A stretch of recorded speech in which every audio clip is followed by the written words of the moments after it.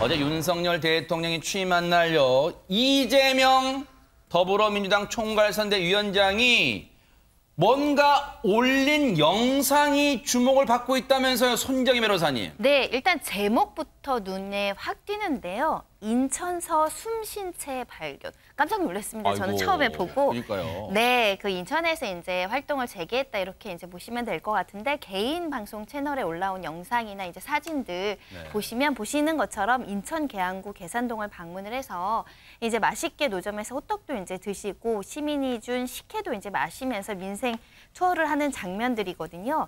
일단 총괄선대위원장이라는 이제 막중한 어떤 직함도 가졌고, 근데 여러 가지 이제 활동을 통해서 민생과 그리고 민심을 듣겠다라는 메시지로 이렇게 영상을 올린 것으로 보입니다. 저희가 기자 시절 천여 명대 저런 유머 있다가 선배들 엄청 깨졌습니다. 원래 저런 유머 개그 하면 안 되는데 어쨌든 지금 이재명 총괄선대위원장이 했기 때문에 저는 뭐라고 안 하겠습니다만 어쨌든 저런 제목의 영상을 올렸어요. 자, 인천에서 시민들과 함께 어울린 이재명 총괄선대위원장 한번 보시고 이어가 보도록 하겠습니다.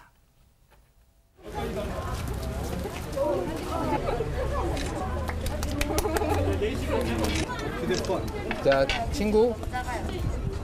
네, 감사합니다. 여기 대박. 자, 사진합니다.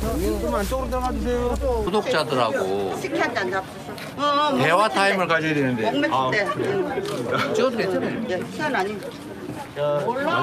이거 진짜 맛있겠네. 누구 잡수가? 제가 따라드릴게요. 오늘의 주제는 뭐냐면 이재명 계양구 어린이 모 공원에서 숨쉰 채 발견. 제가 지금 숨 쉬고 발견되고 있습니다.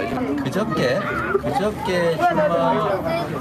출마 선언하고 3일째 제가 이제 밤낮으로 이 동네에 순회를 하고 있습니다. 근데 참 고맙게도 제가 찾아가지 않아도 이렇게 많은 분이 오셔가지고 이렇게 만남을 가질 수 있어서 너무 고맙습니다. 또 우리가 힘내서 다시 또 일어서야 된다 그 생각합니다. 확실히요, 백성민 변호사님. 다시 밖으로 나와서 지지자분들하고 호흡하니까 확실히 얼굴이 진짜 엊그제 출마 선언했을 때하고 또 다른 거 확 덮인 것 같아요. 생기가 확 그렇죠. 것 같네요. 네. 어제 뭐 이재명 총괄선대위원장이 비판도 많지만 어쨌건 이번 지방선거에 공석이 된 인천 계양을에 출마를 하면서 본인의 당선도 중요하지만 제일 중요한 건 그러니까 이번 지방선거 전체 총괄선대위원장 아니겠습니까? 네. 그러니까 어쨌건 본인이 존재감을 저렇게 계속 드러내면서 시민들과 접촉하고 그런 과정에서 민주당의 지지를 올릴 수 있다는 그런 기본적인 확신도 좀 있으신 것 같아요. 그러다 보니까 잘 드시네요. 네. 먹는 것도 저렇게 시민들이 주시는 것도 잘 먹고 저렇게 시민들과 대화하는 모습, 스킨십하는 모습 저런 부분들을 하면서 다시 좀 잃어버렸던 체력도 회복하고 계신 게 아닌가 생각됩니다. 저게 중요하다고 하더라고요. 저때 막 이른바 깨작깨작 먹으면 또 주신 분들이 싫어한다고 하니까 얼마나 잘 먹어야 되나 맛있게. 그런데 오늘 내친 김에요. 민주당 지방선거 서원대위 출범식에 참석해서 승리에 대한 각오를 다졌답니다. 한번 들어보시고 이어가 보도록 하겠습니다. 국민 여러분, 일하고 싶습니다. 이번에는 일꾼들을 일할 수 있게 선택해 주실 것을 부탁드립니다.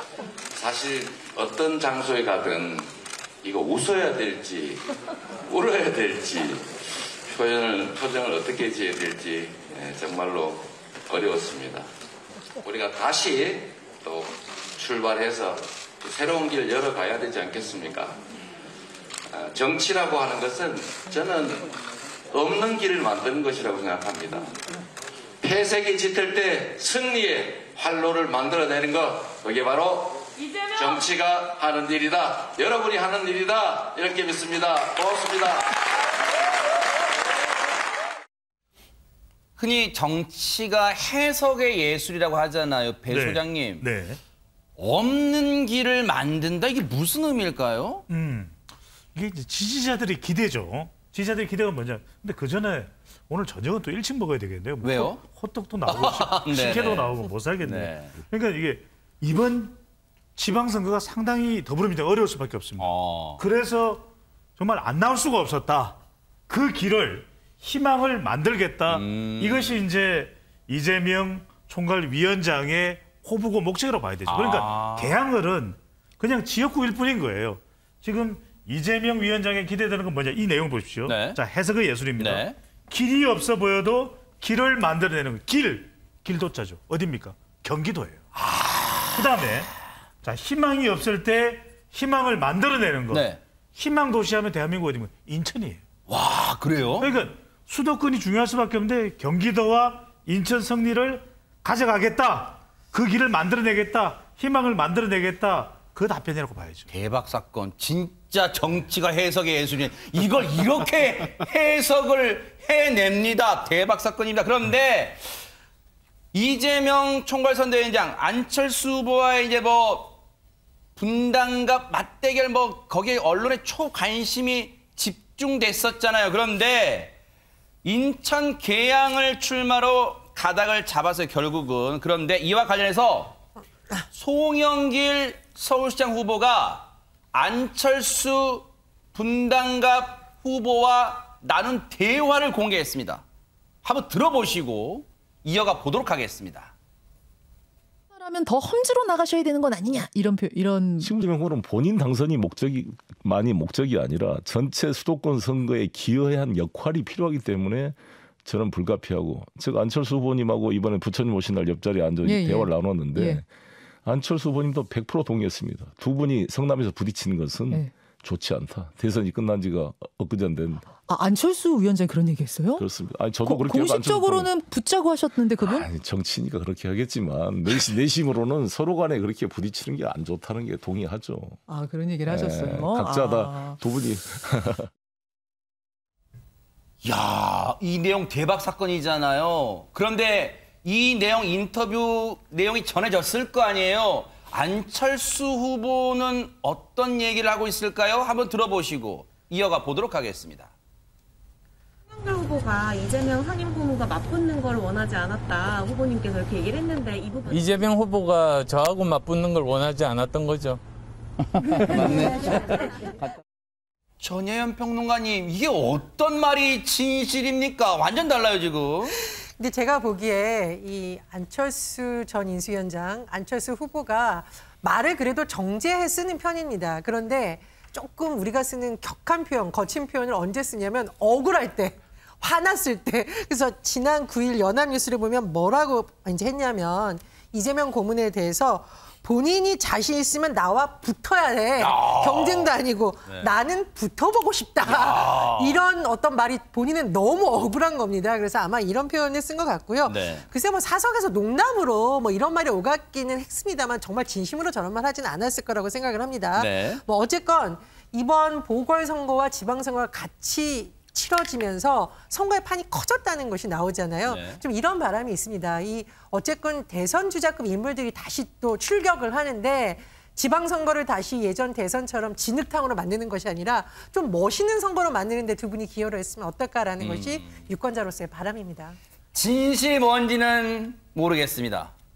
굳이 그걸 뭐 드러내고 싶지도 않을 거예요. 왜냐하면 백성문 변호사님 두 사람의 만남은 결국 불발됐지만 혹시 진짜로 두 사람 모두 서로의 맞대결은 불편했을까요? 피하고 싶었을까요? 저는 두 분 다 맞대결을 하고 싶었다고 생각을 하는데 어디냐에 따라서 다를 것 같아요. 그러니까 안철수 위원장이 인천 계양을 해서 이재명 후보와 맞붙고 싶지는 않았을 것 같고 또 이재명 지금 총괄선대위원장도 분당갑에서 안철수 후보하고 맞붙기는 불편했겠죠. 그러니까 맞붙고 싶어 하지만 어디서냐가 문제인 것 같고 다만 이제 굳이 말하면 이재명 총괄선대위원장 같은 거 제 개인적으로 좀 아쉬운 건 본인의 이제 정치적 터전이라고 할 수 있는 분당 이제 거기 이제 성남시장부터 경기도지사까지 하셨으니까 거기서 돌연 인천 계양을로 간 게 그러다 보니까 이 괜히 또 안철수 위원장하고 붙었다가 문제가 되는 거 아닐까. 그래서 이번 상황에서는 안철수 위원장이 이제 분당갑에 딱 이제 선점을 하고 이재명 총괄선대위원장이 약간 피한 듯한 모양새 그렇게 될 수밖에 없지 않나 싶습니다. 이재명 후보, 이재명 총괄선대위원장이 인천 계양으로 출마를 결정한 것에 대해 딴죽을 걸고 나선 사람이 있습니다. 얘기 한번 들어보시고 이어가 보도록 하겠습니다. 이재명 후보는 2달도 안 돼가지고 이제 선거 출마하지 않나. 뭐 약간 이상합니다. 본인이 최대 치적이라고 항상 홍보했던 대장동이 포함된 성남 분당갑이 나왔으면은 거기 안 나가는 게 좀 이상하거든요. 또 순회동이라고 하면은 본인이 분당에서 살았던 기억 아닙니까? 그리고 또 거기서 많은 부차적인 추억도 있고 맛있는 것도 많이 드시고 소고기도 드시고 이렇게 했던 추억도 있는데 그거 다 버리고 이제 갑자기 계양으로 간다는 거죠. 저는 약간 의아했습니다. 딱 봐도 냉소적으로 들리잖아요. 왜 이렇게 하는 걸까요? 이렇게 하는 거죠. 이게 선거잖아요. 전쟁입니다. 이게 이준석 국민의힘 대표의 지선 비단 주문이라고 봐야 되겠죠. 그러니까 아니 이재명 위원장이 총괄위원장이 나오기 전까지는 경기도, 인천 그래 순항이겠네. 근데 딱 나오잖아요. 이거 경계가 되는데 신경 쓰이는데 힘 빼기입니다. 이게 이제 어느 나라 선거든 간에 이 흠집내기와 네거티브를 통해서 힘을 빼는데 무슨 힘을 빼냐. 쭉 이 발언의 내용을 보면은 경기도를 일단 힘 빼고 그다음에 성남 힘을 빼고 마지막에 계양을 이야기하거든요. 인천까지 힘을 좀 빼보자. 이런 목적이라고 봐야 돼요. 네. 그렇다면 손정희 변호사님, 결국 이준석 대표는 지금까지도 물론 이제 이미 이제 엎질러진 물입니다만 이재명 후보가 분당갑에 출마했어야 된다라고 보는 거겠죠? 지금 저 말은. 보통 이제 큰 정치는 험지 출마 좀 어려운 데 가서 당을 살리고 거기서 이제 스타처럼 살아나오는 그런 그림을 그리게 되는데 뭐 이런 비판은 이준석 당대표가 할 수 있다라고 보입니다. 그런데 큰 그림으로 보면 사실은 이재명 위원장이 어디를 나가도 사실 명분이 없다라는 비판을 피하기가 어려운 상황이죠. 안철수 위원장도 마찬가지 입장은 아닐까 생각이 듭니다. 원래 노원구에서 활동했던 의원이었으니까요. 그럼에도 불구하고 두 분이 이렇게 명분보다 실리를 선택했던 것은 문재인 전 대통령을 이제 떠올려 보시면 2012년에 대통령 선거에서 떨어졌을 때 그 원내 경험이 없다, 의정 활동 경험이 없다, 그래서 당내 세력이 없다 이런 부족함들을 지적을 받았었거든요.